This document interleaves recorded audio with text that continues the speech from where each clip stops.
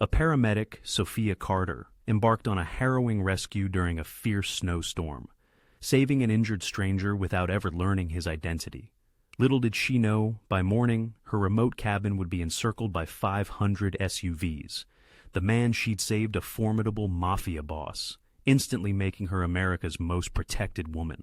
The relentless snow challenged her windshield wipers as Sophia gripped the steering wheel of her 12-year-old Jeep, her knuckles white, navigating the treacherous mountain road. The broken heater offered no comfort as icy clouds puffed from her lips.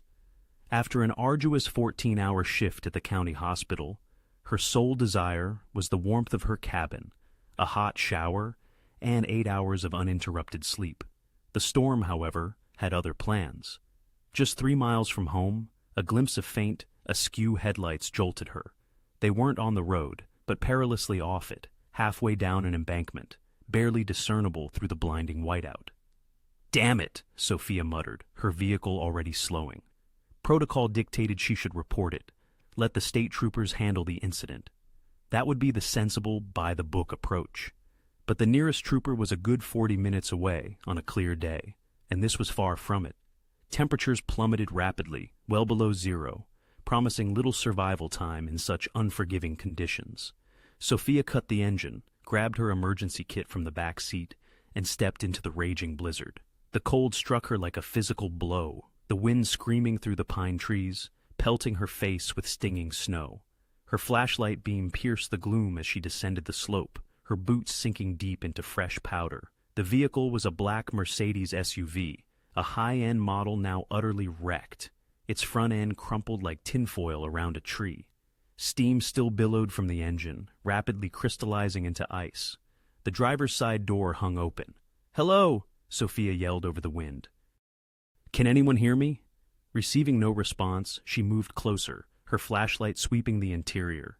There was blood on the dashboard, blood on the seats, and slumped against the passenger door, barely visible in the shadows, was a man.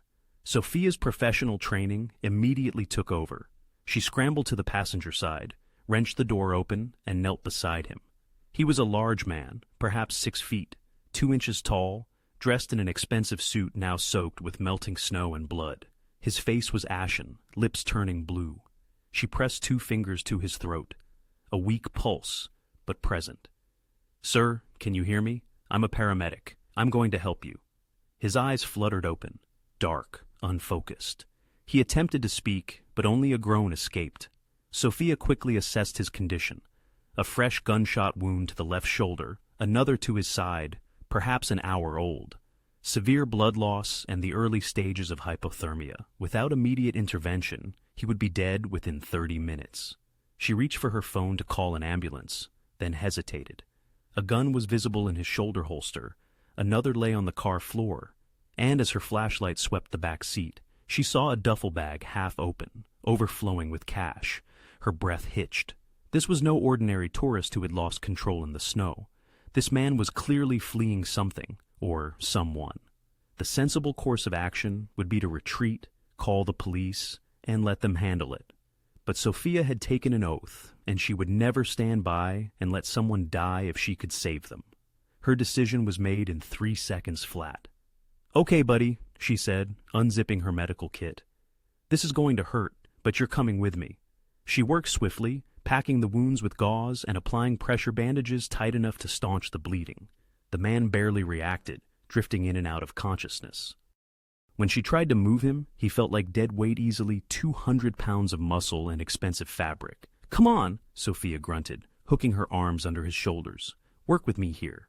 Somehow, she managed to get him up the embankment. Her Jeep was still running, warm air blasting from the vents. She shoved him into the passenger seat, buckled him in, and tossed her kit into the back. Those 3 miles home had never felt longer. The man's head lolled against the window, mumbling disjointed fragments every few seconds. "Betrayed, Vincenzo, don't trust." "Save your strength," Sophia told him, her eyes fixed on the road. "We're almost there." Her cabin materialized through the trees like a mirage, a small, weathered structure with a metal roof and smoke rising from the chimney. She had left the fire going, a small mercy. She pulled up to the porch, killed the engine, and hauled the stranger inside. Her living room swiftly transformed into an operating theater. She cleared the coffee table, laid him flat, and began cutting away his shirt. The gunshot wounds were worse than she had initially thought. The shoulder wound had gone clean through, but the one in his side was lodged deep. She could feel the bullet grinding against bone. "This is way above my pay grade," Sophia muttered, preparing her instruments. Yet, she had performed field surgery before, on victims of car accidents, farm equipment disasters, and once a logging accident that would have made a trauma surgeon faint. In a town 3 hours from the nearest hospital, one learned to improvise. She worked for 2 straight hours, extracting the bullet, cleaning the wounds, and stitching him up with the precision of someone who had done it 100 times. She started an IV drip with the saline bags she kept for emergencies. When she finally stepped back, her hands were trembling.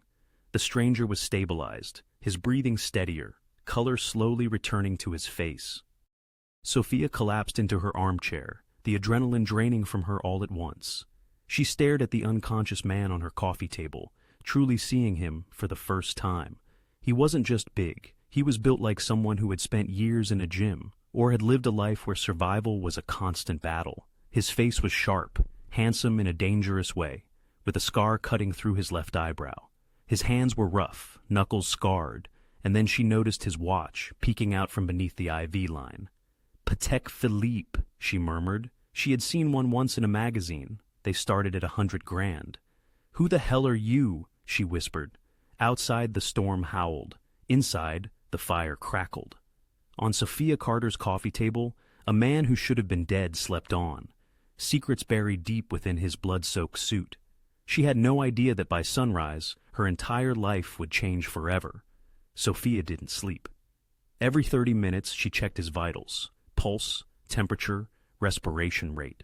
Fever set in around 2 a.m., his body's reaction to the trauma and blood loss. She packed ice from outside around his neck and wrists, slowly bringing his temperature down, degree by degree. At 3 a.m., she noticed the frostbite on his left hand, 3 fingers turning black at the tips. She had been so focused on the bullet wounds that she had missed it. "Damn it!" she whispered, already moving. She filled her largest pot with lukewarm water, not hot, never hot, which would destroy the tissue, and submerged his hand. The stranger's eyes shot open, and he recoiled with a growl more animal than human. "Easy," Sophia said, grabbing his wrist firmly but gently. "You have frostbite. If I don't treat this, you'll lose your fingers." His eyes locked onto hers. Even through the fever and pain, they were sharp, calculating the eyes of someone accustomed to making life or death decisions in an instant. His voice was gravelly. "Where am I?" "My cabin." About 40 miles south of the Canadian border. Sophia kept his hands submerged, watching his face for signs of shock. "I found you in a wreck. You were bleeding out." He tried to sit up, but failed, his jaw clenching in frustration. "Stay down," Sophia ordered. "You had 2 bullets in you. Well, you had 2 bullets. I pulled them out, but you've lost a lot of blood. Move too fast, and you'll tear the stitches. Your car was totaled, wrapped around a pine tree. You're lucky to be alive." Something flickered across his face, not relief, but something darker. "Lucky," he repeated, as if the word tasted foul. Sophia studied him as she worked. Up close, she saw more scars. A thin line along his jaw, another across his collarbone. This man had been hurt before, many times. "What's your name?" she asked. He offered no answer, just stared at the ceiling, breathing heavily. "Okay, mystery man, it is then." Sophia carefully removed his hand from the water, patting it dry with gentle precision. "You were mumbling in your sleep. Something about betrayal. Someone named Vincenzo." His entire body went rigid.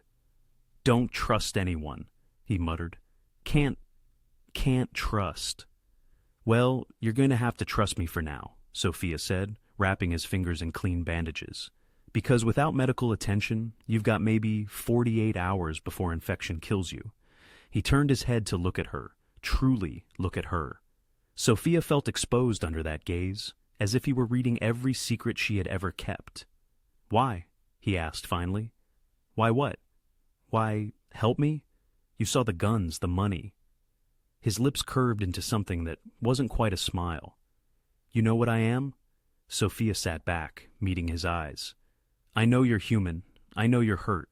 That's enough. For a long moment he said nothing. Then, so quietly she almost missed it. You're either very brave or very stupid. I've been called both, Sophia responded, checking the IV bag. Get some rest. We'll talk more when you're not running a 102 fever. But sleep did not come easily for either of them. The stranger drifted in and out, trapped in fever dreams that made him thrash and shout. Sophia had to hold him down twice to keep him from ripping out the IV. Each time he fought her with surprising strength, even half-conscious. They're coming, he gasped during one episode, eyes wide but unseeing. Vincenzo, he knows. He knows. Nobody knows you're here, Sophia said firmly. You're safe. Safe? He laughed, a bitter, broken sound. There's no such thing. By 5 a.m., the fever finally broke. The stranger fell into genuine sleep, his breathing deep and even. Sophia allowed herself to relax for the first time in hours. She made coffee. Swallowing the terrible instant coffee, which tasted like mud, she gazed out the window at the relentless storm. Snow continued to fall heavily, deepening drifts against the cabin walls. The road would remain impassable for days, leaving them utterly isolated. Sophia's eyes drifted toward the duffel bag she had instinctively brought from the car. She fought the urge to look, intending to respect his privacy, but curiosity was a potent force. Slowly, she unzipped it. Bundles of cash, more money than she had ever seen in her life, neatly wrapped in plastic. A quick mental tally placed the amount at a minimum of $200,000, possibly more. Beneath the money, a passport. She opened it to find a photograph of the stranger, the same sharp features, the same dangerous eyes, but an Italian name, Marco Santini. A wave of unease washed over her. It felt like a poorly fitting disguise. Digging deeper, she discovered another passport with a different name, but the identical face, and then another. Suddenly, feeling a presence, Sophia spun around. The stranger was awake, observing her from the couch, his face pale but alert, his eyes like flint. Sophia stammered, her heart hammering. I was just checking to see what kind of criminal you rescued. He attempted to sit up, wincing in pain. Smart. Most people don't think that far ahead. Sophia's pulse pounded as she closed the bag.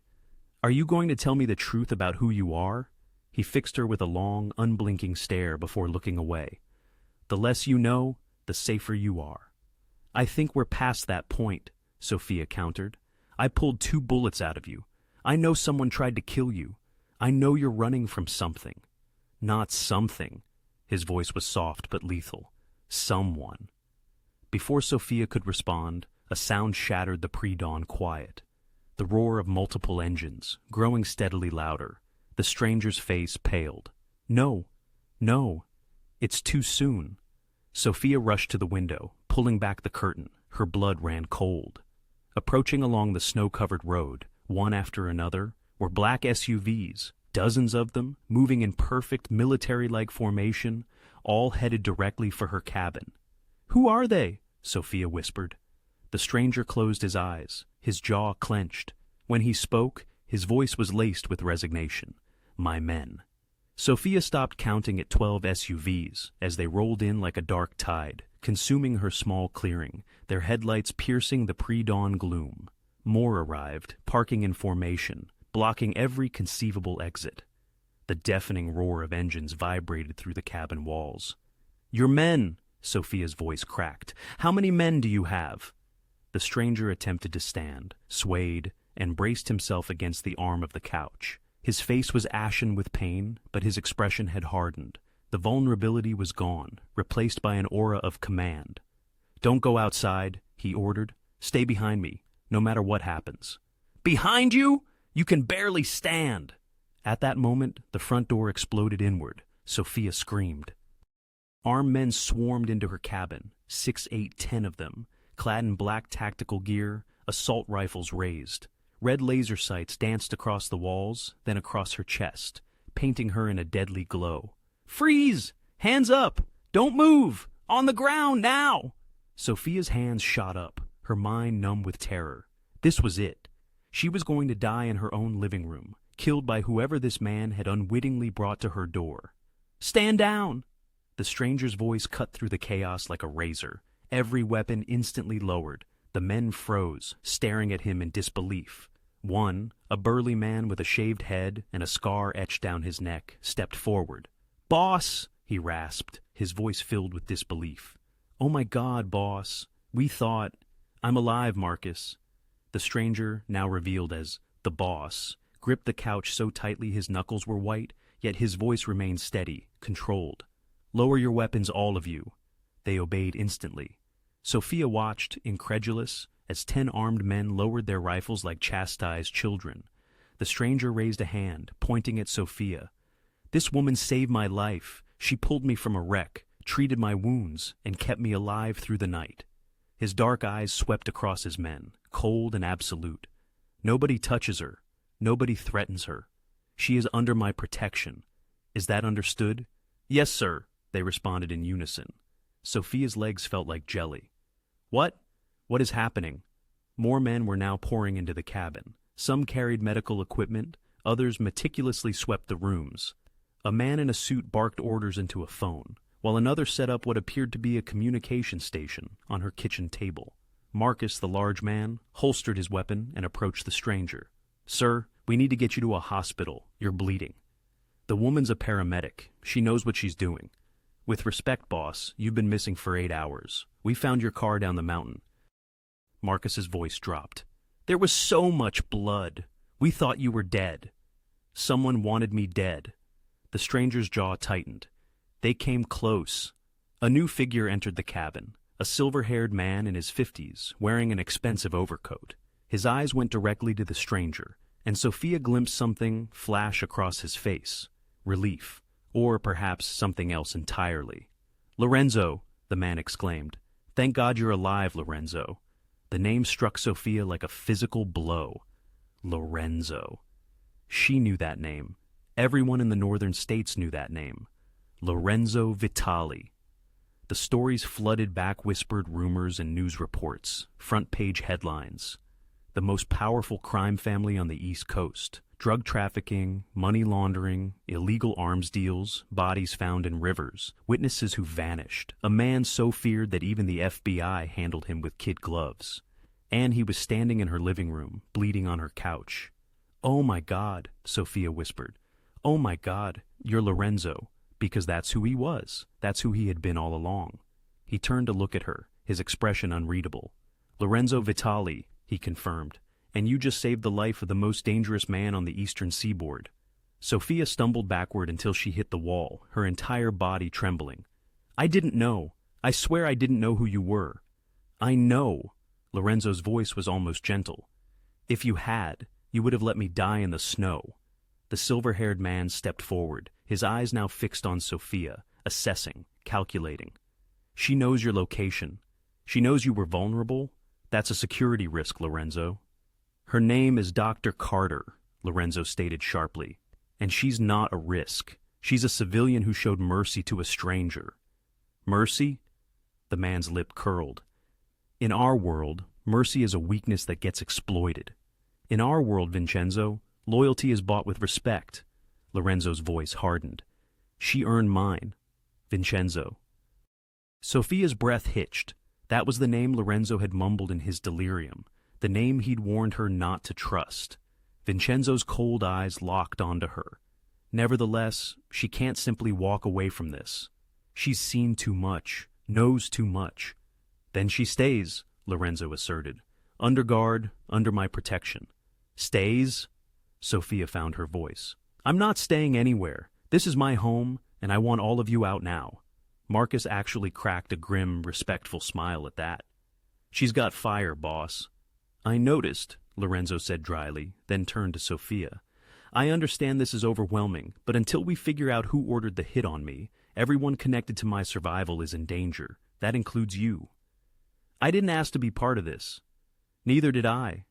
Lorenzo met her eyes. "But someone betrayed me last night. Someone close enough to know my route, my schedule, my security detail. They ambushed my convoy, killed my drivers, and left me to freeze to death in the snow." His voice dropped. "And now they know I survived, which means they'll come looking." The weight of his words settled over the cabin like a heavy blanket. So, what are you saying? Sophia asked quietly. I'm saying you're in this now, whether you like it or not. Lorenzo gestured to the men filling her small cabin. These are my soldiers. Until the threat is eliminated, they don't leave, and neither do you. Sophia looked around at the armed men, the tactical equipment, her small cabin transformed into a command center. 24 hours ago, her biggest problem had been a broken heater.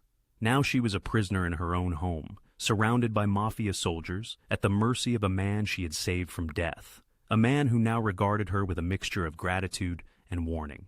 Welcome to my world, Dr. Carter, Lorenzo Vitali said softly. I'm sorry you're in it. Outside, more SUVs continued to arrive. Sophia counted them through the window. 20, 30, 40.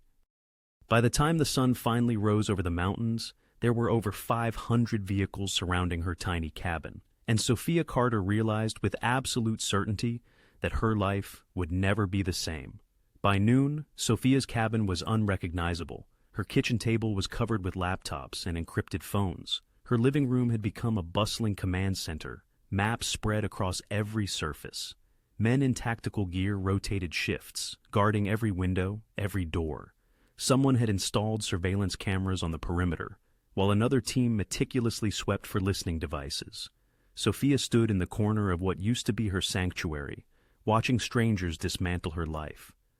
This is insane, she muttered. It's necessary, Marcus said, not unkindly. He had been assigned as her personal bodyguard, a mountain of a man who shadowed her everywhere, even to the bathroom. He waited outside, but still.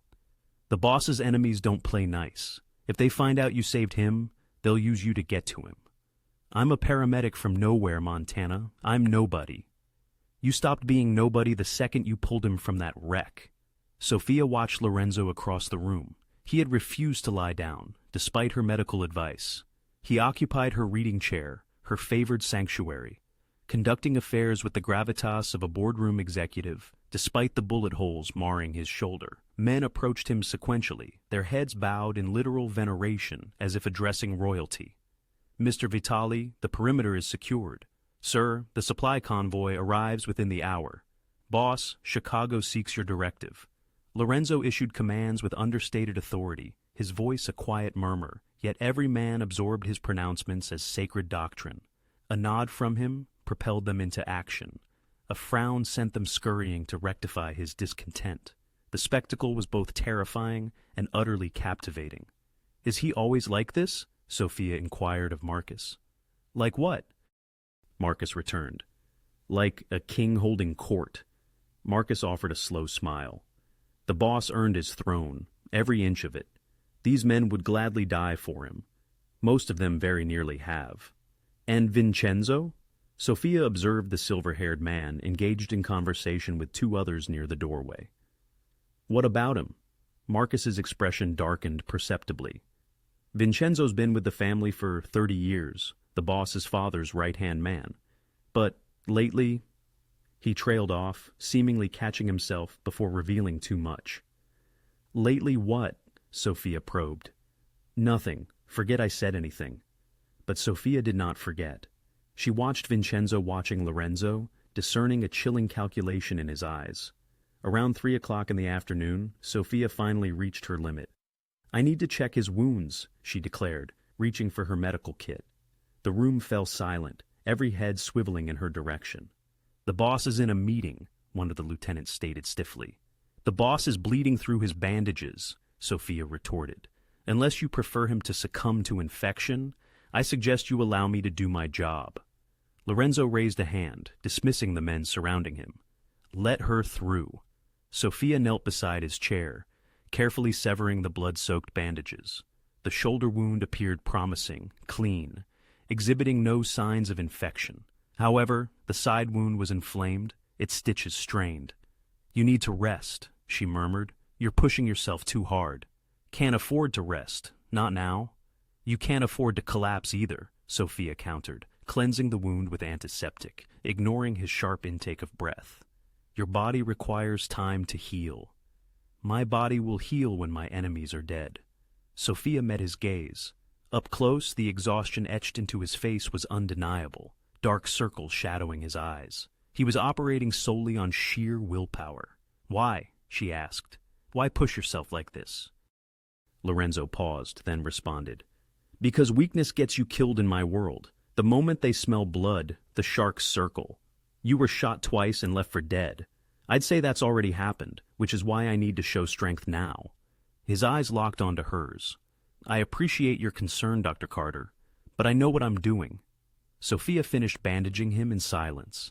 As she gathered her kit, Lorenzo caught her wrist. "Thank you," he said, "for last night, for this. I haven't properly thanked you." His hand was warm, his grip gentle despite the calluses. Sophia's breath hitched. "You're welcome," she managed. "I mean it." Lorenzo's voice dropped, meant only for her ears. "You could have left me to die. Most people would have. Hell, most people should have. I'm not most people." "No." Something akin to respect flickered in his dark eyes. "You're not." He released her wrist, and Sophia stood, acutely aware of every eye in the room fixed on them. That evening she attempted to leave, not to escape, for she wasn't foolish enough to imagine eluding trained soldiers. She merely craved fresh air, 5 minutes free from armed men and criminal enterprise. She reached the porch before Marcus intercepted her. "Can't let you go out there, Doc. I just need a walk. 10 minutes. Too dangerous?" "Dangerous?" Sophia laughed bitterly. "I'm in the middle of nowhere, surrounded by 500 armed men. What could possibly—" "Snipers," Marcus interjected bluntly. "Drones, long-range surveillance. The people who tried to kill the boss, they possess resources, military-grade equipment. Step outside that perimeter, and you become a target." The stark reality of it hit her like a deluge of cold water. "I'm a prisoner." "You're protected." "What's the difference?" Marcus offered no answer. Sophia re-entered the cabin, fury and fear warring within her. She found Lorenzo still presiding over her living room, still issuing orders, still playing king. "I want out," she declared, her voice cutting through the ambient conversations. The room fell silent once more. Lorenzo regarded her, his expression unreadable. "Excuse me? I want out of this, all of this." Sophia gestured at the controlled chaos around them. "This is my home, my life. I didn't sign up to be your hostage. You're not a hostage, you're a guest. Guests can leave." Lorenzo rose slowly, and despite his injuries, he commanded the space with sheer presence. He crossed to her, close enough that she had to tilt her head back to meet his gaze. "You want to leave? Fine. I'll have Marcus drive you anywhere you want to go." His voice was soft, laced with danger. "But understand this, Dr. Carter. The moment you pulled me from that wreck, you became part of my story. The people who tried to kill me, they're already looking for loose ends to tie up. Witnesses to eliminate." Sophia's mouth went dry. "I won't tell anyone." "It doesn't matter. They'll assume you know something. They'll come for you anyway." Lorenzo's gaze intensified, scrutinizing. "Here, surrounded by my men, you're safe. Out there alone, you're a target waiting to be eliminated. So, yes, you can leave, but you'll be dead within 48 hours. The words hung between them like a death sentence. "So, I'm trapped here," Sophia whispered. "For how long?" "Until we find the traitor, until the threat is eliminated." Lorenzo's expression softened slightly. "I am sorry, truly. Anyone who saves me becomes a target. It's the cost of showing mercy to a man like me." Sophia stared at him, this dangerous stranger she'd rescued, who now held her life in his hands as surely as she'd held his the previous night. "I hate you," she said quietly. "I know." Lorenzo's smile was sad. "But you'll stay alive. That's what matters." He turned and walked back to his throne, leaving Sophia standing alone in a cabin full of soldiers, a prisoner in everything but name. Sophia found sleep elusive. It was well past midnight, and the cabin resonated with perpetual activity. Men moved in shifts, their boots creaking on the floorboards. Radio chatter crackled from the command center. Hourly, someone reported in from the perimeter. She had been assigned her own bedroom, Lorenzo's men having vacated it for her privacy, but the walls were thin. She heard everything, and tonight she overheard things she was not meant to hear. "Don't like it. The whole thing stinks." Sophia froze, recognizing Marcus's voice from the hallway outside her door. Keep your voice down, chimed another guard, younger. What stinks? The ambush. Someone knew exactly where the boss would be. Knew his route, his security detail, everything. Marcus's voice dropped to a barely audible whisper. That kind of intel doesn't leak by accident. You think it was one of ours? I think somebody wanted him dead, somebody close. Sophia pressed her ear against the door, her heart pounding. That's crazy. Nobody would betray the boss. He's been different lately, Marcus interrupted, his tone softer. Talking about legitimate business, about going clean. Some of the old guard, they don't like that. They like things the way they've always been. You mean Vincenzo? Silence. Then grimly Marcus added, I didn't say that, and you didn't hear it from me. Their footsteps receded, but Sophia's mind raced. Someone within Lorenzo's organization had attempted to kill him, and now that person knew he had survived. She recalled Vincenzo's cold eyes, the way he had viewed Lorenzo as a problem to be solved, the way he had dismissed mercy as a weakness. Sophia did not sleep at all after that. The following morning, the storm intensified. Wind shrieked around the cabin, rattling its very foundations. Snow fell so densely that Sophia couldn't see beyond the porch. The temperature plummeted to 20 degrees below zero. Roads are completely blocked, one of the lieutenants reported to Lorenzo. State highways closed. Nothing's getting in or out until this blows over. How long? Lorenzo asked. He was sitting up today, appearing stronger, but Sophia had witnessed his flinch when he believed himself unobserved. Weather service says 3 days minimum, could be a week. Lorenzo's jaw tightened, but he nodded. Double the guard rotation. I want eyes on every approach, storm or no storm. Sophia watched from the kitchen, where she pretended to make coffee. Trapped. They were all trapped here together. Lorenzo, his loyal men, and whoever harbored murderous intentions towards him. Dr. Carter. She jumped, nearly dropping the coffee pot. Vincenzo stood in the doorway, his silver hair impeccably styled despite the chaos. He smiled, but it didn't reach his eyes. I didn't mean to startle you. It's fine, Sophia forced herself to stay calm. Did you need something? Just wanted to check on our patient. Vincenzo moved closer, and Sophia fought the urge to instinctively retreat. Lorenzo speaks highly of your skills, says you saved his life. I did my job. Your job? Vincenzo's smile broadened. A paramedic in the middle of nowhere, perfectly positioned to find our boss bleeding in the snow. Quite a coincidence. Sophia's blood ran cold. What are you suggesting? I'm not suggesting anything, simply observing that you appeared at a very convenient moment. His eyes were like chips of ice. And now you're here, in the center of our operations, seeing everything, hearing everything.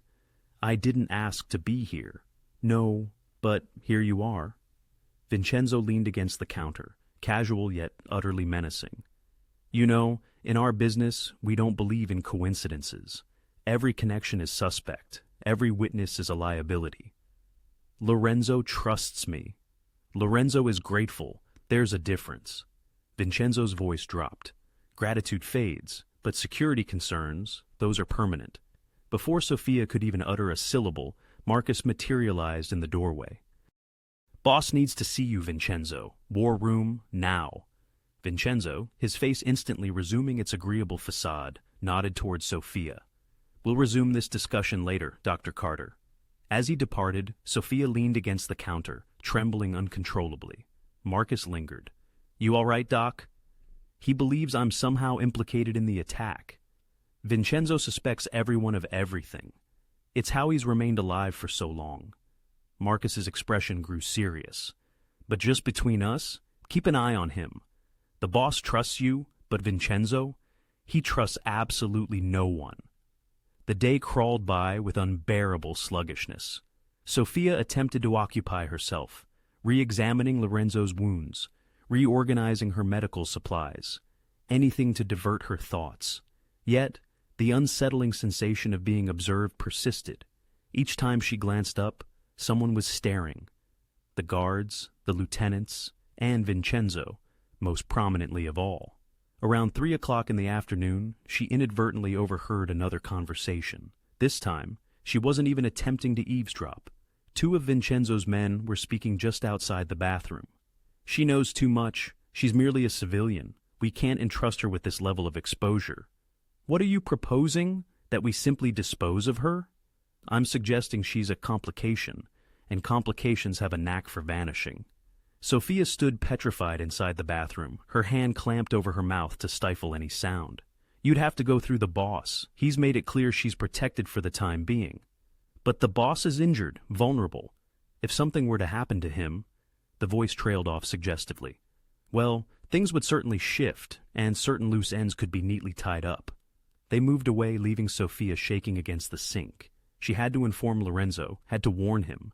But when she emerged from the bathroom, Vincenzo was awaiting her in the corridor. Dr. Carter, his smile was predatory. Taking a respite from your medical duties. Yes, just needed a moment. Of course, this must all be profoundly stressful for you. He stepped closer, obstructing her path to the living room. Being trapped here with dangerous men, never knowing whom to trust. I imagine it's quite unnerving. Sophia lifted her chin. Are you? Vincenzo cocked his head, scrutinizing her like a specimen. You appear frightened, doctor, as though you've heard something deeply disturbing. I don't comprehend your meaning. Don't you? His voice hardened. These walls are thin, sound carries, and you strike me as the type who listens very attentively. Sophia's heart pounded. If you have something to convey to me... I'm saying that curiosity can be perilous, particularly in our world. Vincenzo leaned in, his breath cold against her ear. You saved Lorenzo's life. Commendable, but surviving in this house. That demands understanding when to perceive nothing, hear nothing, and utter nothing. Do you grasp that? It was an unequivocal threat. I understand, Sophia whispered. Good. Vincenzo straightened, the pleasant mask reappearing. I'd truly despise for anything unfortunate to befall you. Lorenzo would be so disheartened. He walked away, leaving Sophia trembling in the hallway. That evening during dinner, which consisted of takeout from some Italian restaurant airlifted in, because apparently Mafia bosses didn't subsist on canned soup, Sophia caught Lorenzo's gaze across the room. He frowned, discerning something in her expression. You okay? He mouthed. Sophia glanced at Vincenzo, who was observing them both with those cold, calculating eyes. She yearned to scream the truth, to inform Lorenzo that his right-hand man was plotting something terrible, that the ambush had originated from within, that she had heard things, dangerous things. But Vincenzo's warning reverberated in her mind, and she was trapped in this cabin with a killer who believed she knew too much. So Sophia did the only thing she could. She lied. I'm fine, she mouthed back. Lorenzo appeared unconvinced, but Vincenzo was already beckoning him away for another private meeting. Outside, the storm raged. Inside, Sophia watched the two men vanish into the back room, and she wondered which of them would emerge alive. Because one thing was becoming painstakingly clear. Someone in this cabin was orchestrating a coup, and Sophia was caught precisely in the crossfire. The infection struck on the third night. Sophia awoke to the sound of someone coughing, a harsh, wet, desperate sound. She snatched her medical kit and hurried to the living room. Lorenzo was on the couch, his face flushed with fever, his body racked with chills.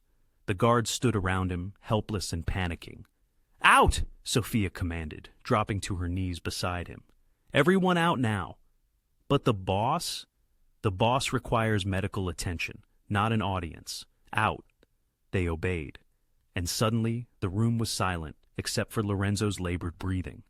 Sophia checked his temperature. 104 degrees. The shoulder wound had become infected despite her meticulous care. The stress, the lack of rest, the constant movement had compromised his healing. Lorenzo, she stated firmly, I need you to heed my words. You have a severe infection. If we don't bring this under control... I'm fine, he rasped, attempting to sit up. Sophia pushed him back down. You are unequivocally not fine. You're burning up, and if I'm correct, you're going septic. So, you are going to lie still and permit me to preserve your life again. For the first time since his men had arrived, Lorenzo did not argue. Sophia toiled through the night administering antibiotics, applying cold compresses, and continuously monitoring him. She meticulously cleaned the wound again, draining the infection and applying fresh dressings. Lorenzo drifted in and out of consciousness, muttering unintelligible fragments. Around 3 a.m., his eyes opened, clearer than before. "You're still here?" he murmured, his voice hoarse. "Where else would I be? Most people eventually flee from me." Sophia wrung out a cool cloth, pressing it to his forehead. "I am not most people. We've established this." A faint smile touched his lips. "No, you truly are not." She sat back, observing him in the dim light. Without the protective facade of command, without the soldiers fawning over him, he appeared younger, more human. "Why did you do it?" Lorenzo asked abruptly.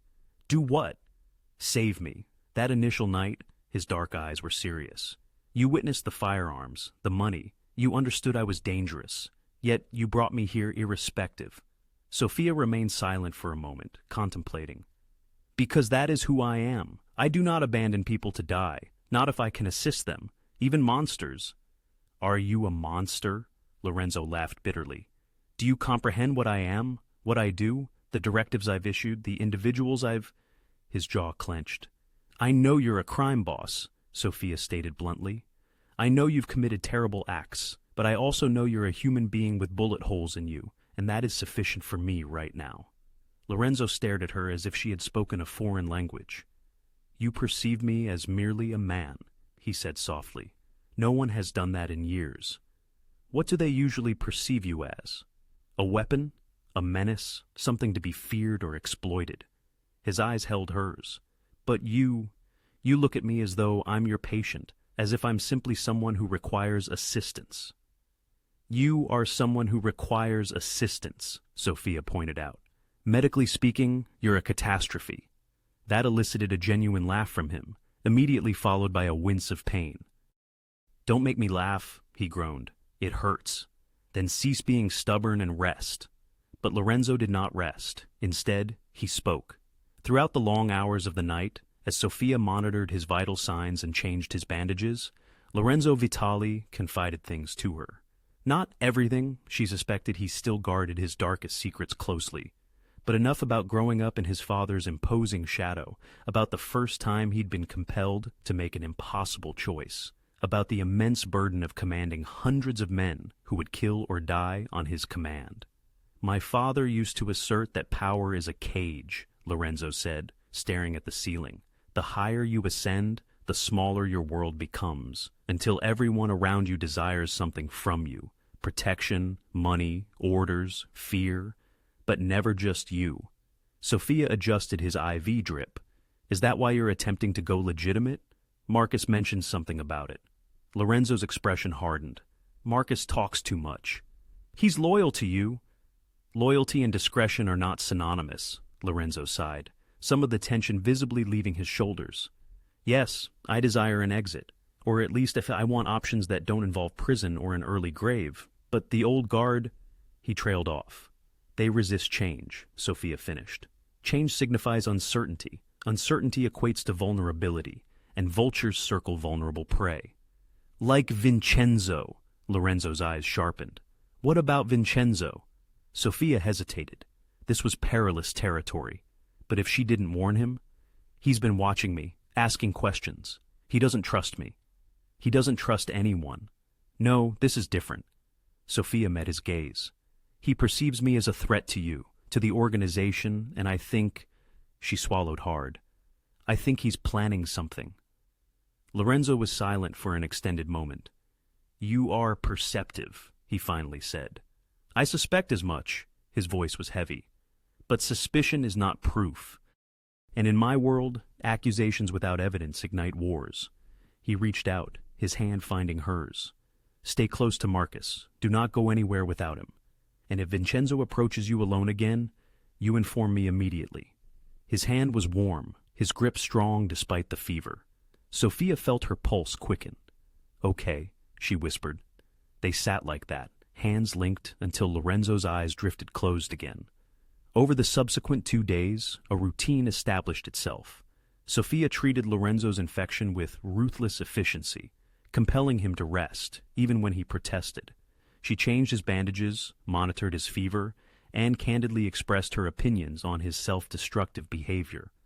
"You're the most challenging patient I've ever encountered," she informed him on the fourth morning. "That's because I have an empire to govern. You had an empire to govern. Right now, you have antibiotics to consume and sleep to catch up on." Lorenzo raised an eyebrow. "Have you ever been told you're overbearing, or perhaps headstrong?" "Constantly, usually right before I arrange their demise." Sophia's composure remained unshaken. "Then, I suppose I'm fortunate you find me agreeable." Lorenzo's features softened imperceptibly. "Indeed, I believe you are." The subtle shift in their dynamic didn't escape the others. They observed how Lorenzo listened intently when Sophia spoke, how she would brazenly interrupt his meetings, a feat no one else dared attempt. They noticed the hushed conversations that filled their long nights, Sophia tending to his wounds while he conducted business. Marcus casually referred to it as the doctor effect, while Vincenzo harbored a far more sinister interpretation. "She wields excessive influence," he grumbled to another lieutenant, loud enough for Sophia to overhear. "He's becoming weak, distracted." But Lorenzo wasn't weakening, he was recuperating. By the 6th day his fever had abated, and the infection was thoroughly controlled. He could stand unaided, walk without faltering, and when his gaze met Sophia's, a new emotion stirred within him, something warm, perilous, and utterly captivating. "Thank you," he expressed one evening when they were alone, "for tending to me, for not fleeing, for—" He paused, his voice deepening. "For truly seeing me." Sophia's breath hitched. "Lorenzo, I know. I understand who I am, what I can never offer you. But I want you to know—" He drew nearer, and Sophia's heart pounded rhythmically. "In another existence, if I were merely a man and you simply a woman." He left the sentence unfinished. He didn't need to. The air between them crackled, electric and unattainable. Then Marcus burst in. "Boss, we have a critical situation. The south perimeter has gone completely dark. No response from any of the guards." Lorenzo's demeanor transformed instantly, the man receding to reveal the monster. "Battle stations," he commanded. The cabin erupted into a maelstrom of activity. Men seized weapons, radios sputtered with urgent chatter, orders were bellowed, and Sophia realized with chilling clarity that their tranquil nights had ended. An imminent threat loomed. The perimeter alarm, it turned out, was a false alarm. A fallen tree had severed the communication lines, nothing more. Yet, the incident proved to be a pivotal turning point. Lorenzo was through with playing the invalid, with resting, with being shielded. Within hours he had completely reasserted his authority. The feverish, fragile man was gone, replaced by the formidable crime boss who had forged an empire built on fear and unwavering respect. Sophia observed this metamorphosis with a conflicted heart. He strode through the cabin like a general inspecting his troops, scrutinizing defenses, dissecting reports, making decisions with cold, surgical precision. The men snapped to attention at his approach. Even Vincenzo appeared more subdued, more circumspect. Lorenzo Vitali was undeniably back in charge. However, not everyone applauded the circumstances that had facilitated his return. Sophia sensed the shift in the men's gazes. Before, she had been the doctor, a necessary, tolerated presence. Now, she was something else, something that made them distinctly uneasy. She overheard whispers as she passed, caught the hostile glances, felt the oppressive weight of resentment shadowing her through the cabin. "The boss is different now," one guard muttered to another, not quite softly enough. Softer, he never used to hesitate. "It's her influence? She's gotten into his head. Women don't belong in our world. They make men weak." Sophia feigned ignorance, but the words still stung. On the 8th day, the storm finally yielded. Sunlight streamed through the windows for the first time in over a week. The roads remained impassable, but crews were clearing them, colossal SUVs equipped with plows carving paths through 6 feet of snow. Sophia stood by the window, gazing at the returning brightness, and made a firm decision. She was leaving. Lorenzo was healed, the infection vanquished. He no longer needed her. And each day she lingered made her an even greater target from Vincenzo, from the resentful soldiers, and from whoever had initially attempted to assassinate Lorenzo. She waited until Lorenzo was engaged in a meeting, then snatched her coat and medical bag. Marcus intercepted her at the doorway. "Where are you headed, Doc?" "To my car. I need to check on some supplies." It was a flimsy excuse, and Marcus saw straight through it, but after a moment he nodded. "I'll accompany you." They walked to the clearing, where her Jeep lay buried under snow. 2 guards had already excavated it, the old vehicle looking pathetically small beside the fleet of imposing black SUVs. Sophia's heart sank. All 4 tires were flat, slashed by the looks of them. The hood was ajar, and when she peered inside, crucial engine components were absent spark plugs, the distributor, battery cables. What happened? Sophia's voice trembled. Marcus's expression was grim. "Security protocol. Any vehicle that could be used to leave the perimeter is disabled. I can't risk someone stealing it, using it to breach our defenses." "Security protocol?" Sophia's voice rose in disbelief. "This is my car. I am not a prisoner." "Boss's orders, Doc. I'm sorry." Sophia whirled on him. "You're all sorry, but you've destroyed my property, trapped me here, and is there a problem?" Lorenzo's voice cut through her anger like ice water. He stood at the cabin's edge, arms crossed, observing them with unreadable eyes. Sophia strode toward him, fury eclipsing caution. "Yes, there is a problem. Your men sabotaged my car. I gave that order."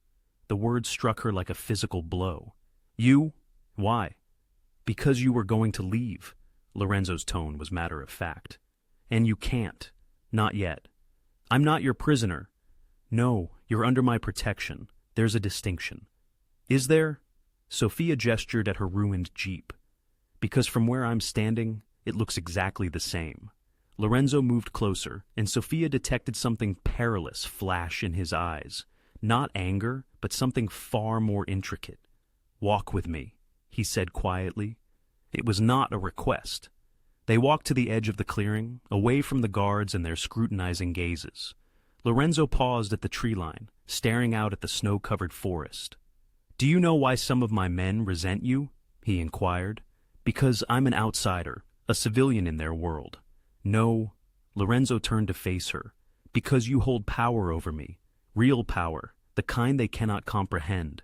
Sophia blinked. "I don't have any power over you. You've saved my life, twice now." His voice was soft, yet intense. "You are the only person in this cabin who doesn't fear me, who speaks to me as if I'm human, and they witness how I listen when you speak, how I've transformed since you began treating me." He stepped nearer. "They fear what they cannot control, and you, Dr. Carter, frighten them more than any rival gang." Sophia's breath caught. "Lorenzo, I sabotaged your car because the moment you depart this property, you become a target.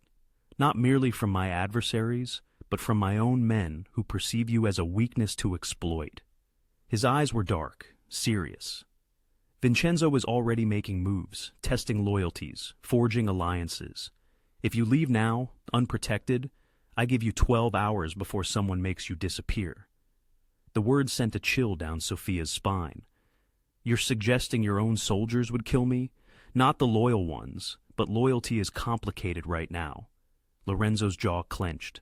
"Someone betrayed me, someone close. Until I know who, everyone is a suspect. And you're leverage, a means to wound me. I'm just a paramedic." "No." Lorenzo's hand rose, cupping her cheek with surprising tenderness. "You're the woman who saved my life, the woman who made me question everything I've built, the woman who—" He stopped himself, pulling back. "You're important, whether you wish to be or not." Sophia's heart hammered. "This is insane.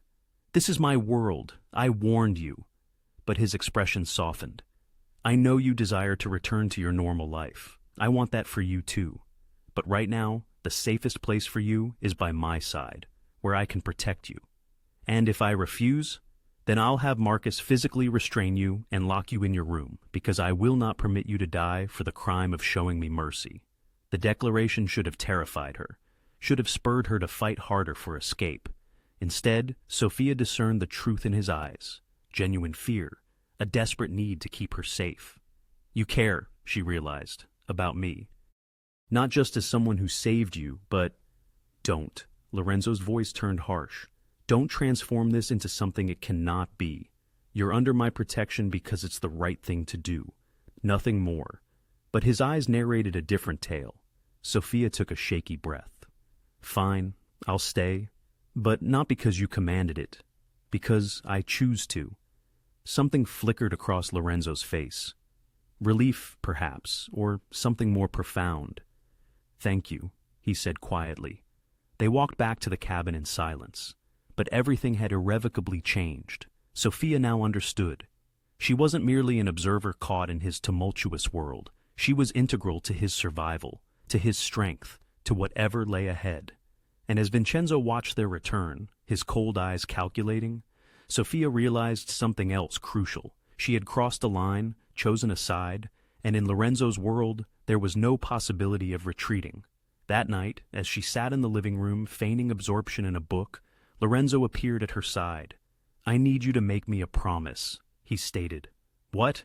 If something goes wrong, if things unravel, you run. Don't attempt to help. Don't attempt to save me. Just run and don't look back. Sophia looked up at him. I can't promise that, Lorenzo. I don't abandon people who need me, not even dangerous mob bosses with a death wish. She held his gaze. You're stuck with me, Lorenzo, for better or worse. For a long moment he simply stared at her. Then, so softly she almost missed it, he murmured, God help us both. Outside, shadows danced through the trees. Inside, conspiracies began to take shape, and Sophia Carter, who had only intended to save a stranger's life, found herself at the epicenter of a war she was only beginning to comprehend. The attack commenced at 2 a.m. Sophia awoke to gunfire-sharp cracks that shattered the night's silence. She bolted upright, her heart hammering as explosions rocked the cabin. The door to her room burst open. Marcus stood there, weapon drawn, his face grim. Get out of bed. We're under attack. What? Who? No time. Move. Sophia instinctively clutched her medical bag and plunged into the ensuing bedlam with Marcus. The cabin reeked of smoke and echoed with shouts. Armed men surged past them, their weapons glinting as muzzle flashes illuminated the windows like sporadic lightning. Lorenzo, blood streaming down his arm from a fresh injury. Not an old scar, was ensconced in the command center, barking orders into a radio. South and west flanks are compromised, a voice bellowed. They're pushing through. Fall back to the secondary positions, Lorenzo commanded. Protect the... A window exploded inwards, showering glass. Men scrambled for cover as bullets perforated the walls. Lorenzo's gaze locked onto Sophia. Get her out of here. I'm not leaving, Sophia retorted, but his next words were sharp. That's not a request! There was no time for dissent. The door splintered open, revealing 3 men in tactical gear, not Lorenzo's operatives. Their weapons immediately swiveled towards him. Marcus fired first, dropping the assailant in the lead. A hail of return fire transformed the cabin into a war zone. Sophia ducked behind a sofa as bullets shredded the furniture. She witnessed one of Lorenzo's guards fall, clutching his abdomen. Then another collapse from a headshot. We can't hold this position, Marcus bellowed. Boss, we need to evacuate. Lorenzo's pistol spat with chilling precision, felling another attacker. Where's Vincenzo? Haven't seen him since the attack started, Marcus replied. Lorenzo's expression twisted into a murderous scowl. Because he's the one leading it. The truth struck Sophia like a physical blow. This wasn't an external assault. This was a coup. The garage! Lorenzo thundered. They fought their way through the cabin, Sophia keeping low, trailing Marcus and Lorenzo as they cleared successive rooms. Bodies, Lorenzo's loyal men, lay strewn across the floor, dead or dying. The treachery ran deeper than she could have imagined. They burst into the garage, where SUVs idled. Lorenzo's bulletproof vehicle sat in the center, engine already throbbing. Someone had meticulously planned this. Get in! Lorenzo roughly propelled Sophia towards the passenger door. Marcus, you're driving. Marcus stumbled, a crimson stain blossoming on his chest. He'd been shot from behind. No! Sophia cried, catching him as he fell. Marcus, go! He gasped, blood flecking his lips. Protect the boss. Go! Sophia looked up at Lorenzo, utterly stunned. He froze for a single agonizing second, then seized her arm. I'll drive. Get in now. They dove into the SUV. Lorenzo floored the engine as bullets peppered the armored exterior. The garage door burst outwards, and they erupted into the night. The The scene outside was apocalyptic. Fires raged across the clearing, and bodies lay starkly in the snow. Lorenzo's convoy was under siege. SUVs burned, and loyal soldiers battled desperately against overwhelming odds. "Hold on!" Lorenzo swerved around a burning vehicle, accelerating savagely. Gunfire erupted from every direction. The bulletproof glass webbed with cracks but held firm. Lorenzo drove like a man possessed, weaving through obstructions, smashing through barricades. They were almost clear when an RPG streaked across their path. Lorenzo wrenched the wheel hard. The SUV tilted precariously on two wheels, nearly capsizing. When it slammed back down, Sophia's head struck the window. Stars exploded in her vision. As her sight cleared, she saw Lorenzo's blood, gushing from a wound in his side where shrapnel had pierced a gap in the door. "Lorenzo, keep your head down!" But he wasn't fine. Sophia watched him struggle for consciousness. One hand pressed against his side, the other white-knuckled on the wheel. They crashed through the final perimeter and surged onto the open road. Lorenzo pressed the accelerator to the floor, creating distance between them and the burning compound. 5 miles out, he finally pulled over, the SUV skidding to a halt in deep snow. "Lorenzo!" Sophia's voice trembled. He slumped over the wheel, breathing heavily. "I'm okay," he rasped. "Just need a minute." "You're bleeding everywhere." Sophia scrambled into the back seat, pulling her medical kit. "Get back here now."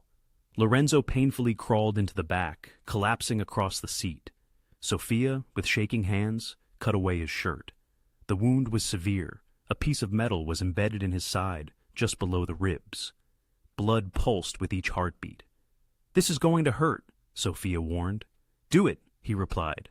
Her hands still trembling, she worked to extract the shrapnel, pack the wound, and apply pressure. The back seat had once again become an operating room, just like that first night, but this time felt different, more desperate, more personal. "You're doing great," Lorenzo murmured, watching her face. "Steady hands." "My hands are shaking. I don't see it." Sophia looked up, meeting his eyes. Even bleeding out, betrayed and hunted, he regarded her with such complete trust that it seized her chest. "Why did you come back for me?" she asked quietly. "In the cabin. You could have escaped alone. Why risk it?" Lorenzo's hand found hers, bloody fingers intertwining. "Because I'm not leaving you behind. Not ever." "Lorenzo, if I die tonight," he said, his voice rough, "don't call a priest, call you." The words hung between them, heavy with everything unsaid. "You're not dying tonight," Sophia declared fiercely. "I didn't save you twice just to lose you now." A ghost of a smile, stubborn, touched his lips. "You taught me that." She finished bandaging him, then slumped back, exhausted and terrified. Outside, snow fell softly, peaceful and utterly discordant with the violence they'd just escaped. "What do we do now?" Sophia asked. Lorenzo struggled to sit up, wincing. "We run. Vincenzo has the compound, most of my soldiers, access to all my resources. He'll be hunting us. How many people can we trust right now?" Lorenzo's smile was bitter. "2, you and me." Sophia looked at him, this dangerous man who had somehow become her entire world. "Then I guess we'll have to be enough." Lorenzo reached out, cupping her face with his blood-stained hand. For one breathless moment, Sophia thought he might kiss her. Instead, he pressed his forehead to hers. "Thank you," he whispered, "for everything." Then he pulled away. "All business again.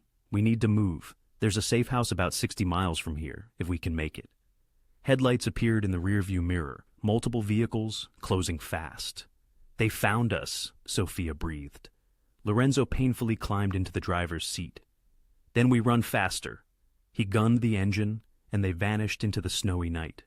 2 people against an army, bound by blood and bullets, and something neither dared to name.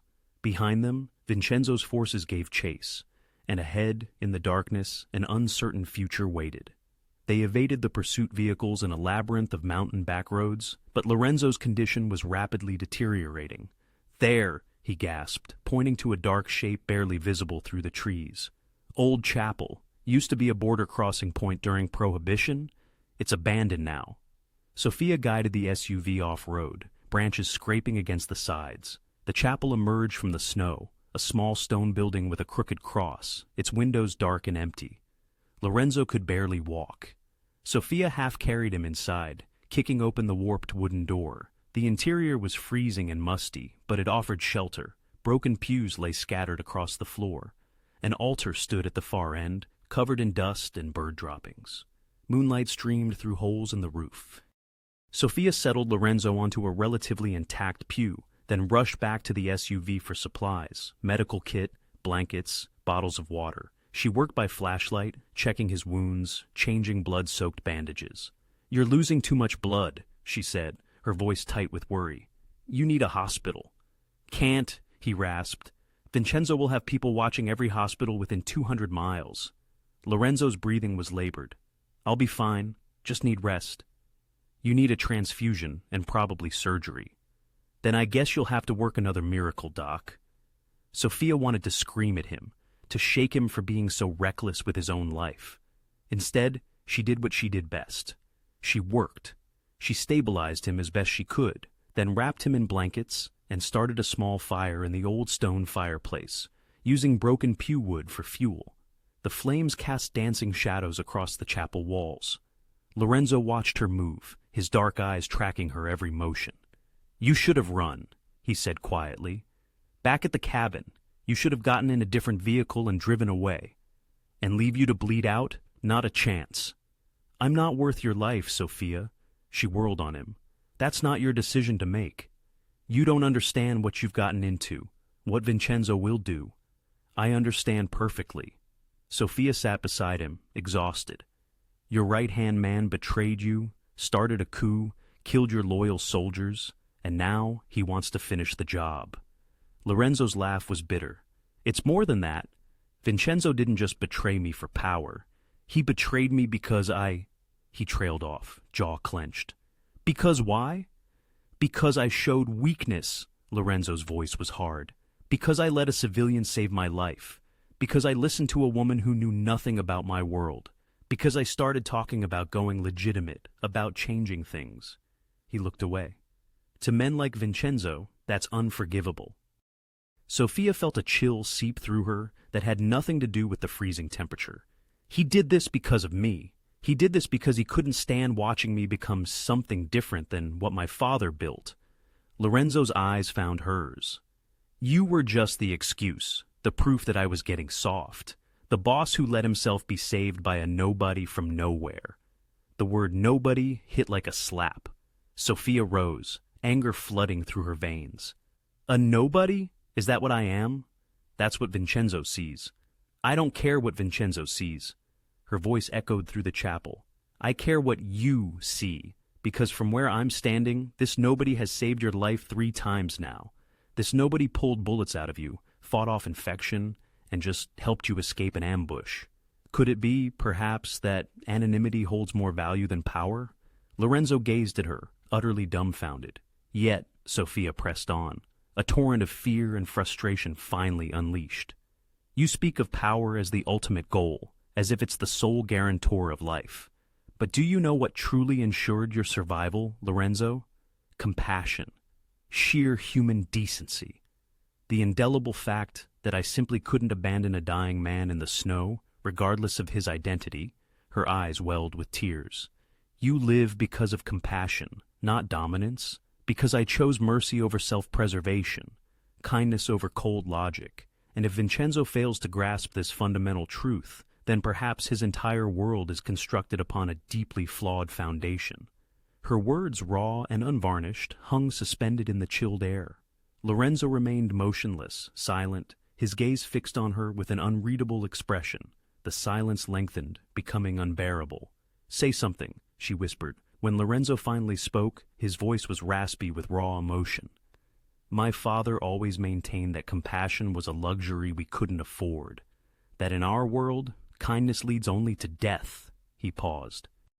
"I believed him. For 35 years I believed him. And now I find myself in a ruined chapel, bleeding from wounds inflicted by my own men, simply because I dared to express gratitude to the person who saved my life." Lorenzo's eyes met hers, and Sophia witnessed a profound shift within them. Now, I'm starting to think my father was profoundly mistaken about a great many things. Sophia gasped softly. Lorenzo struggled to his feet, swaying precariously but resolute.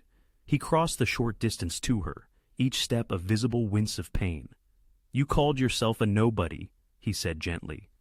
"But you're the only person in 2 decades who has compelled me to question every single thing I've ever built. The only one who has ever looked at me and perceived something worth saving." His hand rose, trembling slightly, to cup her cheek. "You are not a nobody, Sophia Carter. You are, without a doubt, the bravest person I have ever encountered." Tears streamed down Sophia's face. "Lorenzo," she began, "I don't possess eloquent words. I don't know how to be anything other than who I am. But I do know this." His thumb gently wiped away her tears.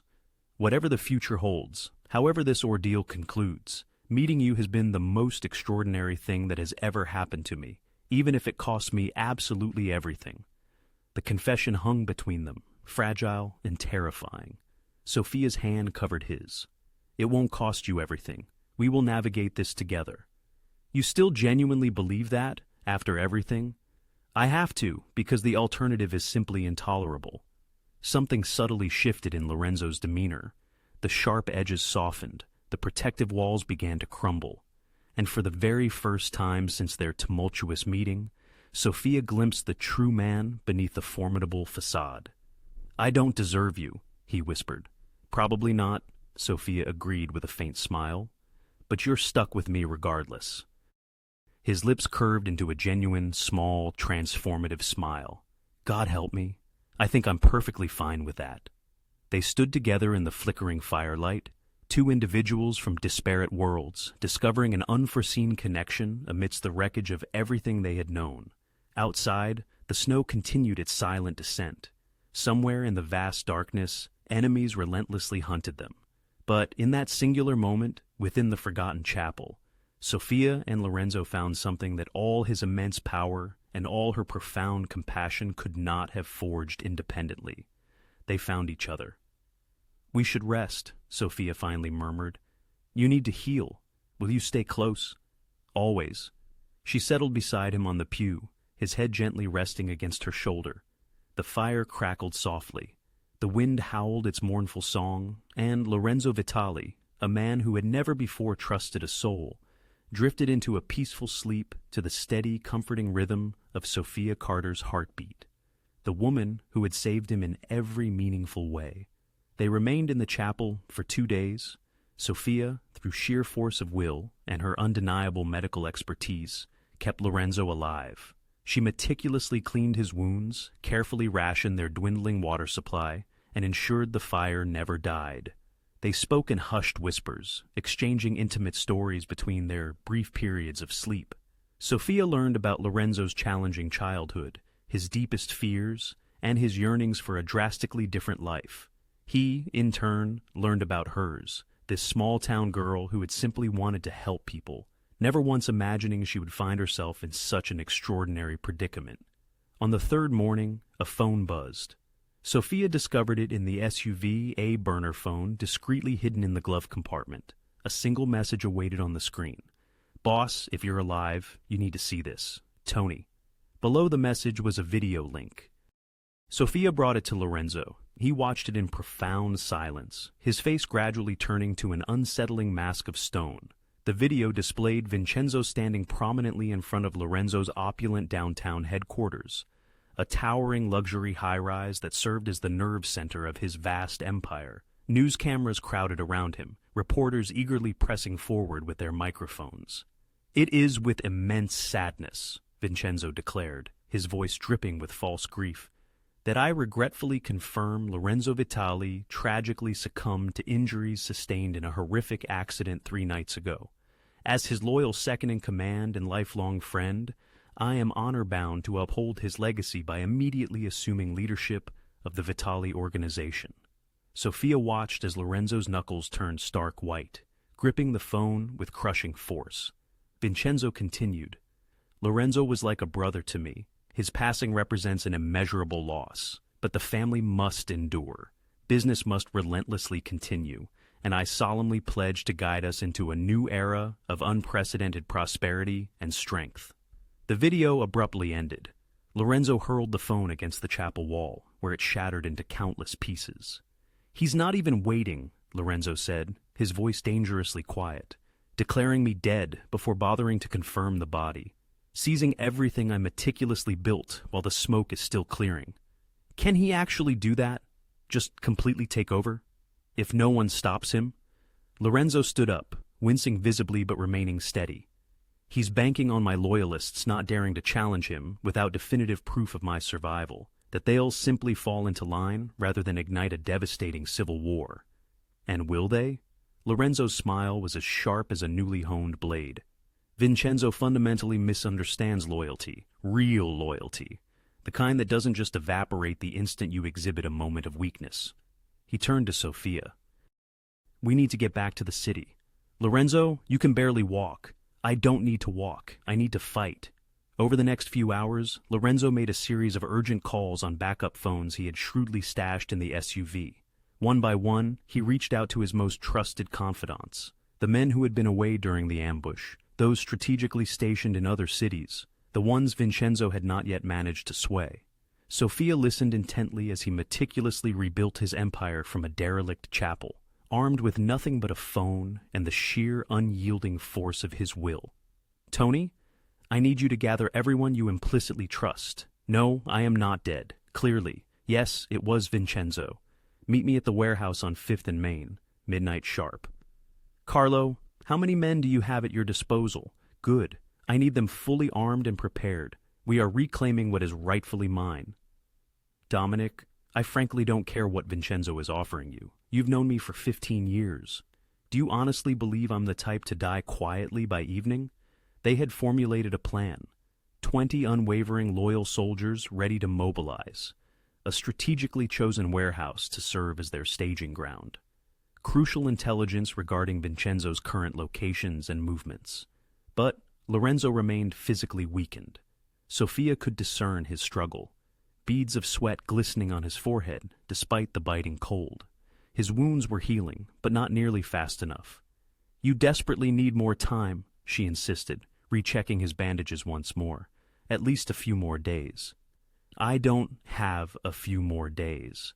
Every single hour Vincenzo occupies my seat is an hour he consolidates his power, corrupts my people, eliminates my allies." Lorenzo's jaw was rigidly set. "We move tonight, or we don't move at all." Sophia yearned to argue, longed to compel him to rest, but the unyielding determination in his eyes silenced her. "Okay," she said quietly, "then we move tonight." Lorenzo looked at her sharply. "We? No, absolutely not. You can't do this without me. I can, and I will. Sophia, I am heading directly into a war zone. People will be... I might die." His voice softened almost imperceptibly. "I will not risk you. You don't get to make that choice. Like hell I don't. I didn't come this far to simply watch you embark on a suicide mission alone." Sophia's voice cracked with emotion. "You require medical support. You need someone watching your back who isn't wielding a gun. You need me. I need you alive. Then don't die." Tears stung her eyes, hot and insistent. "Don't you dare die, Lorenzo Vitali, because if you do, I will never forgive you." Lorenzo stared at her, a tempest of emotions warring across his features. "You should run. Get in that SUV and drive until you reach a city where no one has ever heard my name. Start completely over. Forget you ever met me. Is that truly what you want? What I want no longer matters." Sophia crossed to him, gently taking his face in her hands. "What do you want, Lorenzo?" His resistance utterly crumbled. "I want you safe. I want you happy. I want..." He closed his eyes, a flicker of raw vulnerability crossing his face. "I want things I have absolutely no right to want." "Then fight for them. Fight for us." Sophia's voice was fierce, unwavering. "Reclaim your empire. Survive this, because I am not going anywhere. If you die tonight, it won't be alone. Do you understand me?" Lorenzo's eyes finally opened, and Sophia saw everything reflected within them. Fear, boundless hope, and a nascent love neither of them had dared to name. "You're insane," he whispered. You make me insane, she countered, pressing her forehead against his. If we do this, if you insist on coming with me, you stay strictly in the vehicle. You do not get out unless I explicitly tell you to. You take no unnecessary risks. Promise me. I promise. I mean it, Sophia. You are the only positive thing that has happened to me in 2 decades. I will not stand by and watch you die because of my choices. Sophia gently kissed his forehead. Then we will both survive this together. They departed the chapel as the setting sun painted the snow a vivid crimson. The SUV rumbled to life, carrying them toward the distant city where Lorenzo had meticulously built his kingdom and where Vincenzo had audaciously stolen it. Sophia watched Lorenzo's profile as he drove this dangerous, complex man who had somehow, inexplicably, become her entire world. His jaw was clenched, his eyes hard and resolute, the king returning to reclaim his usurped throne. "You're staring," Lorenzo said, without taking his eyes off the road. "Just making sure you're real." "Real?" His lips quirked into a faint smile. "What else would I possibly be? A miracle? A disaster? I haven't quite decided yet. Both, probably." They drove in a comfortable silence, the city lights gradually appearing on the horizon. Behind them, the chapel stood empty once more, a silent keeper of profound secrets and raw confessions. Ahead, a battle of monumental proportions awaited them, a battle that would determine everything. "Sophia?" Lorenzo's voice was quiet, imbued with an unexpected tenderness. "Yeah? Thank you for not running, for staying, for—" He paused, searching for the right words. "For making me genuinely want to survive this." Sophia reached out, intertwining her fingers with his. "Then let's ensure you succeed." The metropolis loomed before them, a dazzling yet perilous expanse brimming with adversaries and tenuous allies. Somewhere within those intricate streets, Vincenzo occupied Lorenzo's office, donning his crown, convinced of his triumph. He was about to be disabused of that notion. The king was returning, bringing his own singular miracle. The warehouse on 5th and Main stood precisely where Lorenzo had indicated. A sprawling industrial complex at the waterfront's edge, its windows dark, encircled by towering shipping containers. 20 men awaited inside. They straightened at Lorenzo's entrance, their faces initially showing shock at his condition, then hardening into fierce loyalty. "Boss," Tony, a grizzled man in his 50s with a jagged scar across his jaw, gruffly stated, "Thank God we thought—" "I know what you thought." Vincenzo made sure everyone did. Lorenzo moved to the room's center, and despite his injuries, despite everything, he commanded unwavering attention. "But I'm not dead, and I'm reclaiming what's rightfully mine." He meticulously detailed the plan. Vincenzo had consolidated his forces at the downtown headquarters, the penthouse levels where Lorenzo once commanded his empire. He felt secure there, surrounded by loyal soldiers and protected by a security system he had personally crafted. This, however, was his gravest error. "He's anticipating a siege," Lorenzo explained. "A frontal assault with heavy weaponry. That's typically how conflicts are waged in our domain." "So, what are we doing?" Tony inquired. Lorenzo's smile was glacial. "Something Vincenzo won't foresee. We're waltzing right through the front door." The strategy was audacious, brilliant, and utterly insane. They would divide into 3 teams. Tony would orchestrate a diversion at the south entrance, loud and conspicuous, drawing Vincenzo's forces. A second team would penetrate via the parking garage, while Lorenzo, accompanied by a select group of his most trusted men, would enter through the main lobby, using Sophia's ambulance as a guise. "An ambulance?" Sophia gazed at him, bewildered. "Where are we going to procure—" "Already arranged," Lorenzo affirmed, nodding towards Tony, who then drew back a tarp to reveal a county EMS vehicle, purloined and repainted. "You'll drive. They won't fire upon an ambulance. Not immediately. It will afford us the crucial seconds we require." "This is madness," Sophia breathed. "Yes," Lorenzo's eyes met hers, "which is precisely why you needn't partake. Utter the word, and I'll have Tony transport you to the safe house." "I'm driving the ambulance." Lorenzo seemed poised to argue, but merely nodded. "Remain behind the vehicle once we're inside. Use it for protection, and if things go awry—" "They won't, Sophia. They won't. she reiterated firmly. Because we're emerging from this together. That's the plan. At precisely 11:30, they commenced their operation. Sophia drove the ambulance, her knuckles white, with Lorenzo in the passenger seat and 4 armed men concealed in the rear.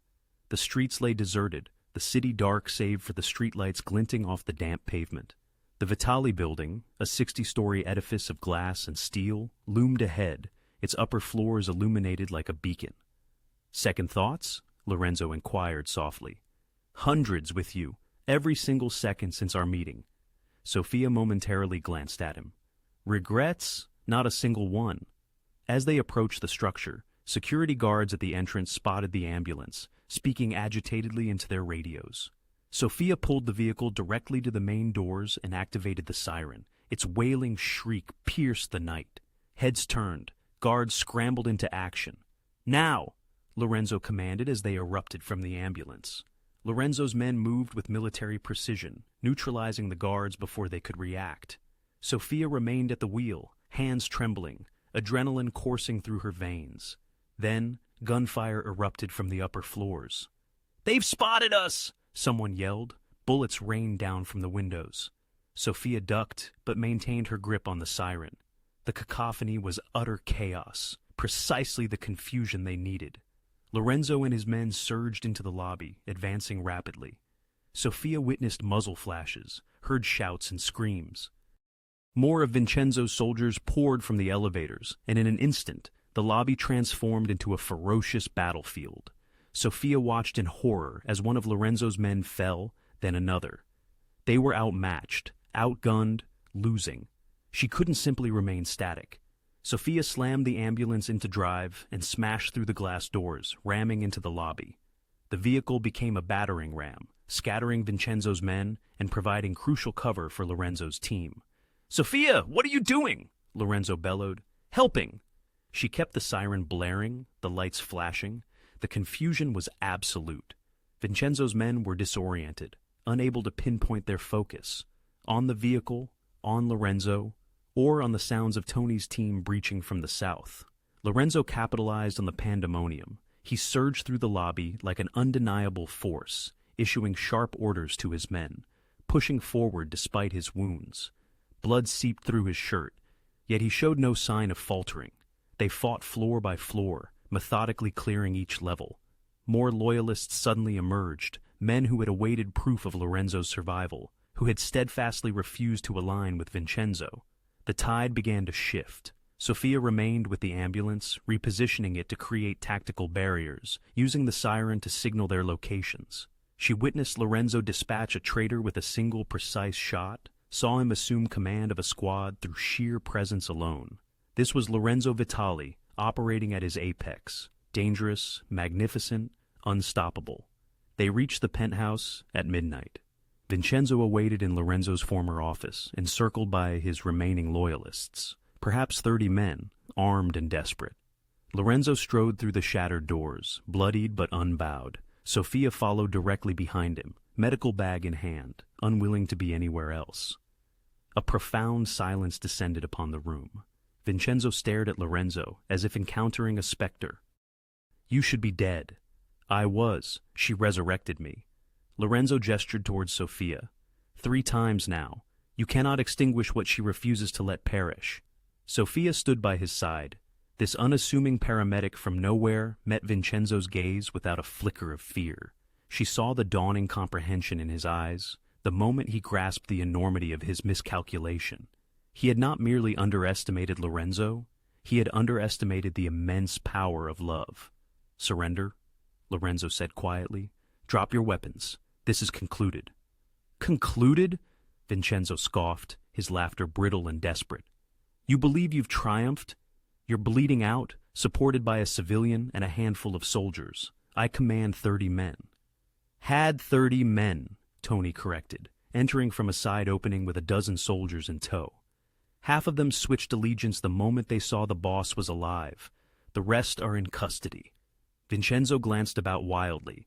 His remaining loyalists were already lowering their weapons, sensing the shift in power. In Lorenzo's unforgiving world, power was paramount, and it had now decisively reverted to its rightful possessor. "It is over, old friend," Lorenzo stated, a genuine sadness tinging his voice. You chose ambition over allegiance, pride over brotherhood, and you lost. Vincenzo's hand instinctively moved towards his weapon. 3 guns instantly aimed at him. Don't, Lorenzo warned. I do not wish to kill you, but I will if you compel my hand. For a protracted moment, Vincenzo remained transfixed. Then, slowly, he raised his hands in surrender. The room collectively exhaled. Lorenzo swayed, and Sofia was instantly at his side, steadying him. He leaned into her without shame, without pretense. I've got you, she whispered. I know. His men watched in astonished silence as their boss, the most formidable crime lord on the East Coast, allowed a civilian to support him, to tend to his wounds, to care for him openly.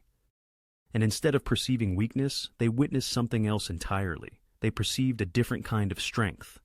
Tony, Lorenzo said, his voice weary yet resolute, take Vincenzo into custody. We will deal with him appropriately through family channels. No executions, no revenge killings.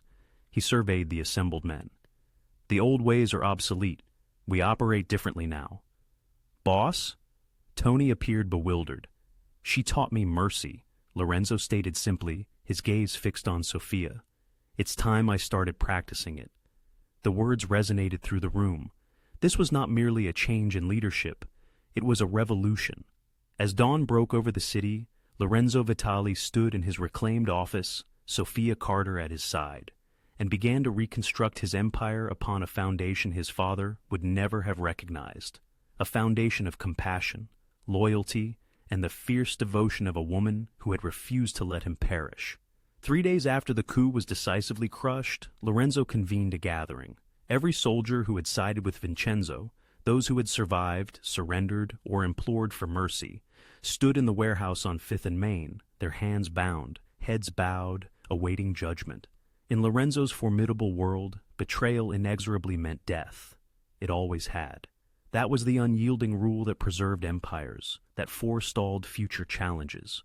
Everyone understood it, expected it.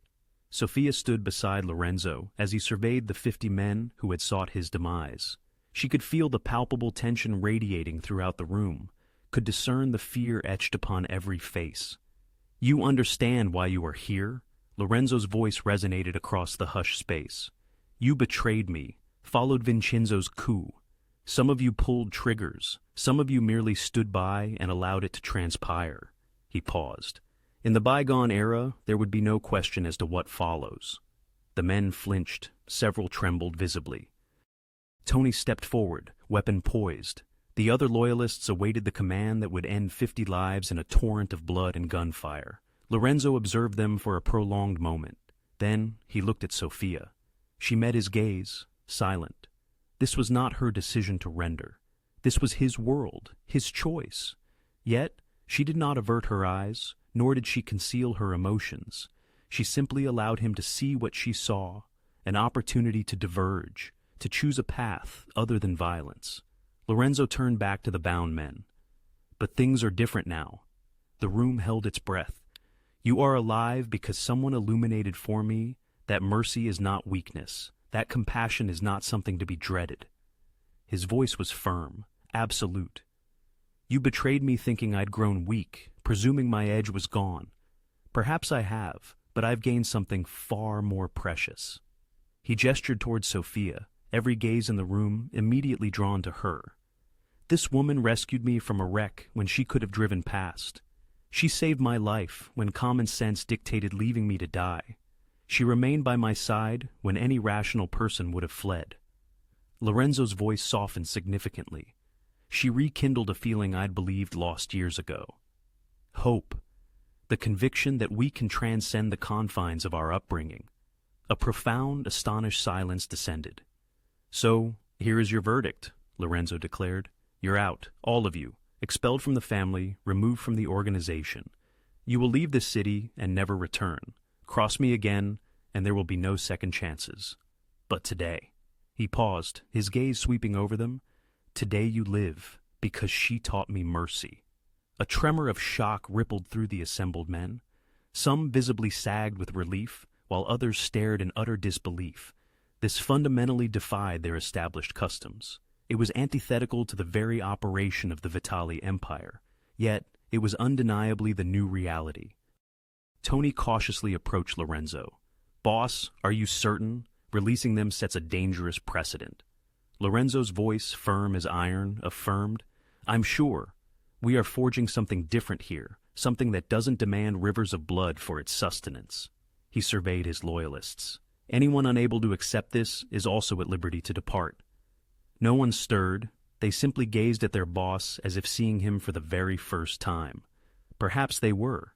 The condemned men were subsequently released, escorted into vehicles, and driven to the city's outskirts, furnished with one-way tickets and stern warnings. Lorenzo Vitali observed their departure from his warehouse, a small-town paramedic's hand clasped firmly in his, a woman who had fundamentally altered everything. That evening, as snowflakes began to feather the city, the convoys rolled out. Sophia stood in the parking lot of her now-repaired cabin. The damage from the attack had been rectified, and everything destroyed had been replaced. Miraculously, it felt like home again. Black SUVs, engines rumbling, aligned in formation. Hundreds of soldiers prepared to return to their regular duties, their ordinary lives. The immediate crisis had abated. The king had reclaimed his throne. Marcus, now recovered from his injuries, bore a new scar but was alive, and offered Sophia a respectful nod. "You're genuinely good people, Doc. Don't encounter much of that in our world. Take care of yourself, Marcus." "You too, and Doc," he grinned. "Thanks for keeping the boss alive. He's a pain, but he's our pain." One by one, the convoys departed, their headlights cutting through the falling snow. Sophia watched them vanish down the mountain road, taking the chaos and violence with them. Silence descended upon the clearing, her clearing, almost her home. A single sleek black SUV remained, its engine idling, parked precisely where her old Jeep usually sat. Lorenzo stood beside it, hands tucked into his coat pockets, appearing uncertain in a way she had never witnessed. Not the Mafia boss, not the wounded fugitive, but simply a man awaiting. Sophia walked towards him slowly, her heart pounding. "You came back," she stated softly. "I said I would," Lorenzo replied, his dark eyes searching hers.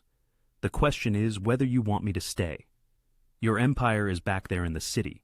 You have an organization to rebuild, a business to run. All of that can proceed even if I'm not in a boardroom every day." He stepped closer.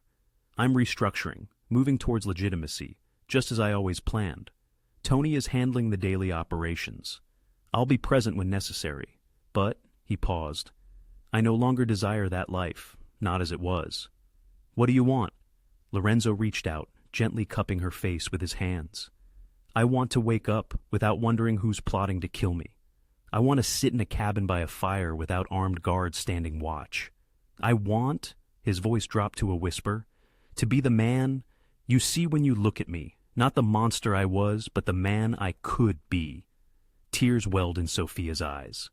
"Lorenzo, you didn't just save my life, Sophia. You gave me one, a real one worth embracing." He pressed his forehead against hers. "I'm not asking you to join my world. I'm asking if I can stay in yours." Sophia's laughter was half a sob. "You're asking if a crime boss can move into my remote cabin in the middle of nowhere? Former crime boss, mostly." His smile was tentative, hopeful. "I know it's crazy. I know I don't deserve it, but you make me want to try anyway." Sophia looked at him, this complicated, dangerous, yet surprisingly tender man, who had crashed into her life and profoundly changed everything. He had shown her that individuals could transform, that mercy was strength, and that love could blossom even in the most desolate circumstances. "Stay," she whispered. Lorenzo's eyes closed, a wave of palpable relief washing over his features. "Yeah, stay. Heal. Discover who you are when you're not commanding an empire." Sophia smiled through her tears. "I'll be here for all of it." He kissed her then, soft and deeply, brimming with promise. A kiss that tasted of snow, hope, and second chances. When they finally parted, Sophia saw her future reflected in his eyes.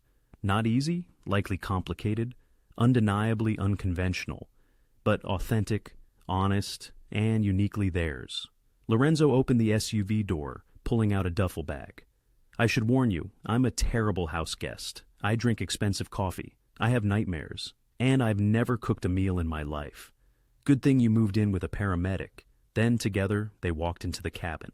Behind them, the taillights of the last SUV disappeared into the snowy forest.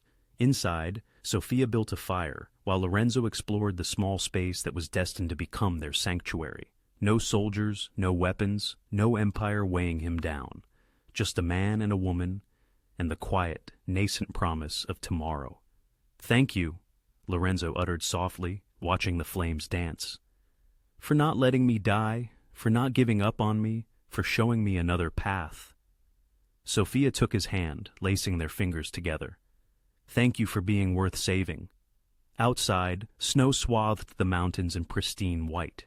Inside, two people from impossibly divergent worlds began constructing something new from the wreckage of their former selves.